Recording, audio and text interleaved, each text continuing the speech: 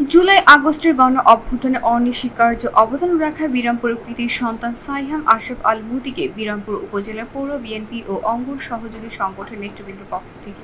বিশেষ সম্মাননা প্রদান করা হয়েছে। শুক্রবার ৮ই আগস্ট রাত ৮:৩০টায় বিরামপুর পাইলট উচ্চ বিদ্যালয়ের হল রুমে এই সম্মাননা প্রদান অনুষ্ঠান অনুষ্ঠিত হয়। উক্ত অনুষ্ঠানে বিরামপুর পৌর বিএনপির সভাপতি হুমায়ুন কবিরের সভাপতিত্বে ও পৌর যুবদলের সদস্য সচিব পলাশ বিন আশরাফের সঞ্চালনায় উপস্থিত ছিলেন বিরামপুর উপজেলা বিএনপির সাধারণ সম্পাদক মঞ্জুরুল এলাহী রুবেল চৌধুরী, বাংলাদেশ বেসরকারি বিশ্ববিদ্যালয় প্রতিষ্ঠানের সফল আহ্বায়ক ও বর্তমান উপজেলা বিএনপির সহ সভাপতি সাইহাম আশরাফ আল মুতি, বিরামপুর উপজেলা সহ সভাপতি মোহাম্মদ তোসাদ্দেক হোসেন তোসা, উপজেলার বিএনপির সহ সভাপতি কোমর সেলিম সহ সকল অঙ্গ সংগঠনের নেতাকর্মীরা।